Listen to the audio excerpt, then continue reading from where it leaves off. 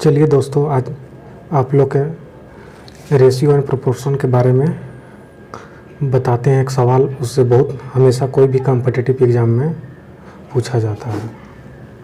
उसको आपको देखते ही आप समझ जाइएगा कैसे बनाना है। इसको बहुत सिंपल मेथड है। इसको बनाने के लिए रेशियो एंड प्रोपोर्शन का सवाल ये हमेशा कोई भी कॉम्पिटिटिव एग्ज़ाम में पूछता है। चलिए, रेशियो का ही and proportion ratio and proportion का सवाल आपके पास आएगा। रेशियो एंड प्रोपोर्शन का जो आपको हम सवाल बताएंगे वो आपको 100% किसी न किसी एग्ज़ाम में आपको आया हुआ एक क्वेश्चन है। चलिए, रेशियो एंड प्रोपोर्शन। रेशियो तो मैंने जानते ही हैं होंगे कि अनुपात इसका होता है, प्रोपोर्शन मैंने होता है रिपीटेशन। चलिए, रेशियो से एक सवाल आता है हमेशा कि A ratio B equal to 3 ratio अगर 4 है और B ratio C equal 8 ratio 9 है, तो इसमें आपको बताना रहता है A ratio B ratio C क्या है। मैंने आपको ए दिया है, बी सी दिया हुआ है, आपको पूछ रहा है कि ए बी सी क्या होता है। ये हमेशा तो बहुत सिंपल मेथड है इसको बनाने के लिए। पहले आपको क्या करना होगा कि पहले आप लिखिएगा ए डॉट बी और जितना दिया हुआ वो लिखिए आप। 3 और 4 दिया हुआ तो 3 4 लिख देंगे। चलिए, और पहले ऊपर ए बी सी लिख देंगे। तो ए बी कितना दिया हुआ है तो 3 और 4 दिया हुआ है, तो यहाँ पर 3 और 4 देंगे। अब देखेंगे कि बी सी कितना दिया हुआ है, बी और सी, तो बी सी मेरा ये है, तो बी सी कितना 8 और 9 है, तो हम बी के जगह 8 यहाँ लिखेंगे और सी के कितना है 9 है, तो सी के जगह हम जस्ट सामने इसको 9 लिखेंगे। तो देखिए, इसको बनाने का बहुत सिंपल मेथड है। बस सी के पहले देखिए कौन सा लेटर है, तो 4 है, तो बस 4 है तो आपको ये 4 लिखना है। और नीचे देखिए ए के सामने नीचे यहाँ पर खाली है, तो ए के जस्ट पीछे देखेंगे, कोई भी आगे या पीछे कोई भी जो संख्या रहती है उसी को हमको केवल इसमें लिखना रहता है। तो इससे पहले में यहाँ कुछ नहीं है, इसके पहले कितना 8 है, तो हम बस यहाँ 8 लिखेंगे। बस हो गया दोस्तों, कुछ नहीं, आपको ये दोनों का सभी को आपस में क्या कर देना है, गुना कर देना है, और जो गुना आएगा वही आपको रेशियो होगा। चलिए गुना करके बता देते हैं। 8 में अगर 3 से गुना करेंगे तो 24 होगा रेशियो। 8 में अगर 4 से गुना करेंगे तो 32 होगा। 9 में 4 से गुना करेंगे 36 हो गया। यही जो आया तो यही आपका आंसर हो गया A ratio B ratio C. आपको कोई टेंशन लेने का आपको ज़रूरत नहीं है। चलिए, अगर आपको नहीं ये समझ में आया तो चलिए हम दूसरा क्वेश्चन लेते हैं। दूसरा क्वेश्चन लेकर आप लोग को बताते हैं। चलिए, मान लीजिए कि कोई दिया हुआ है A ratio B equal to 2 ratio 3 और दे दिया है B equal to B ratio C कितना दिया है 5 रेशियो 4, मान लीजिए इतना है। अब पूछ रहा है कि A ratio B ratio C क्या होगा, ये आपको बताना है। तो चलिए, इसको बनाने का सिंपल मेथड जैसे हम आप लोग के बताए हैं वैसा ही आप लिखिए। ए बी रेशियो सी, तीनों आपको ऊपर में हेडिंग में लिख देना है, A ratio B ratio C. और जस्ट जो वैल्यू आपको दिया हुआ है क्वेश्चन में, जैसे ए इक्वल टू 2 कितना है 2 रेशियो 3 है, बी रेशियो सी क्या है 5 रेशियो 4 है, तो बस यही आपको ए के जगह जो है दिया हुआ वो लिखिए। ए के सामने क्या है तो 2 है, तो 2 लिख दिए। बी के सामने क्या है तो 3 है, तो 3 लिख दिए। अब बी के सामने क्या लिखा हुआ है 5, तो बी के सामने नीचे लिखेंगे 5। सी के सामने क्या है 4 है, तो 4 लिखेंगे। मैंने ए रेशियो भी दिया हुआ था 2 रेशियो 3, तो हम 2 रेशियो 3 लिख दिए।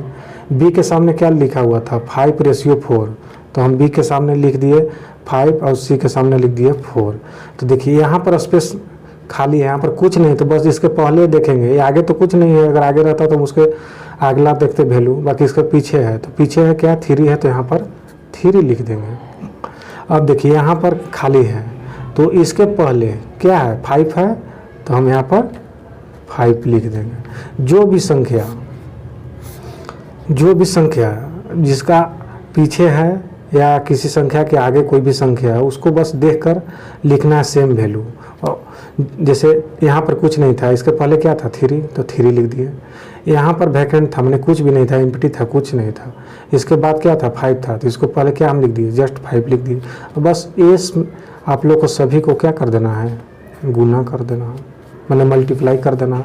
तो बस 5 में 2 से मल्टीप्लाई कीजिए 10, 5 में 3 से मल्टीप्लाई कीजिए 15, 4 में 3 से मल्टीप्लाई कीजिए तो 12। ये जो आया आपका वैल्यू, यही आपको ए रेशियो बी है, A ratio B ratio C का आंसर हो गया। चलिए, ये तो A ratio B ratio C हो गया। अगर आपको एग्ज़ाम में मान लेते हैं कि आपको A ratio B ratio C ratio D, मतलब आपको इस एक क्वेश्चन मैंने एक एग्जांपल लेकर आपको बताते हैं कि और क्या क्या इसमें पूछ सकता है। मान लीजिए ए रेशियो बी क्या दिया हुआ है 2:3, बी रेशियो सी क्या दिया हुआ है 5:4, सी रेशियो डी क्या दिया हुआ है 3:7, और दिया हुआ है सी रेशियो डी। सी रेशियो डी तो हो ही गया। अब इसी में आपको क्या पूछेगा, ए बताइए, A ratio B ratio C ratio D. ये नहीं देखिएगा क्या स्मॉल है कैपिटल लिखे हुए, ऐसा आप लोग से कुछ नहीं, आप इसको कैपिटल ही लिख सकते हैं, कोई बड़ा इशू नहीं है। तो पूछ देगा सवाल आपको कि A ratio B ratio C बताइए कि क्या होगा। तो जैसे हम ऊपर में बताए हैं, बस आपको सेम मेथड फॉलो करना है। पहले आपको जो लिखना है, मैंने जो आंसर आपको लाना है, पहले आपको ऊपर लिखिए A ratio B ratio C ratio D. जो वैल्यू दिया हुआ है क्वेश्चन में, बस उसके सामने लिखना है। ए और बी का रेशियो क्या दिया हुआ है 2 और 3 दिया हो, तो हम यहाँ पर लिखेंगे 2 और 3। बी और सी के सामने, बी और सी के रेशियो क्या दिया हुआ 5:4, तो बी के सामने 5 लिखेंगे, और सी के सामने क्या लिखें, सी के सामने 4 लिखेंगे ऐसे। और सी रेशियो डी दिया हुआ है 3:7, तो सी के सामने क्या लिखेंगे 3, तो सी के सामने क्या लिखेंगे 3, और डी के सामने क्या लिखेंगे, डी यहाँ है, तो डी के सामने यहाँ पर लिखेंगे 7। बस इसको देखिए, यहाँ पर आपको कोई अंक नहीं है, यहाँ पर आपको खाली है, तो इसी को आप लोग को क्या करना है, भरना है। तो बस इसके देखिए, इसके सामने आगे कुछ नहीं है, तो इसके पहले क्या है 3, तो हम यहाँ 3 लिख देंगे। अब इसके आगे कुछ नहीं, इसके पहले क्या है 3 है, तो यहाँ पर भी 3 लिख देंगे। चलिए, अब यहाँ पर देखिए, इसके आगे कुछ नहीं, इसके पहले क्या है 4 है, तो यहाँ पर 4 लिख देंगे। चलिए, इसके आगे कुछ नहीं है, इसके पहले कुछ नहीं, इसके बाद में है 5, तो इसके 5 यहाँ लिख देंगे। बहुत सिंपल मेथड है ये, आप लोग देखिएगा तो देखते ही क्वेश्चन सबसे आगे एग्जाम में बनाइएगा। चलिए और आगे चलते हैं। आप देखते हैं कि यहाँ पर लिखने के लिए क्या पड़ेगा आपको 3। चलिए, सही, आप लोग का जवाब भी आ रहा है कि हाँ 3 यहाँ पर होगा। देखिए यहाँ पर क्या है, आगे इसमें कुछ नहीं है, पीछे है, तो 3 है यहाँ, तो यहाँ पर भी 3। बस आप कुछ नहीं करना है, सभी को क्या कर देना है, मल्टीप्लाई कर देना है। ये सभी जितने भी वैल्यू है दिया हुआ, ये सभी को आप लोग क्या कर दीजिए, मल्टीप्लाई कर दीजिए बस। और बस गुना का मल्टीप्लाई करके इसको आंसर लिखना है। जैसे 5 में 2 से गुण मल्टीप्लाई कीजिए, फिर 3 से कीजिए, तो हम भी लिख देते हैं। इसका हो गया 30 आ जाएगा, उसके पास इसके 45 इसका हो जाएगा, इसके बाद 36 हो जाएगा इसका, और इसका क्या हो जाएगा 72 हो जाएगा। यही आप जो आया वैल्यू, यही A ratio B ratio C ratio D जो वैल्यू आया ये संख्या, यही आपका क्या हो गया आंसर है।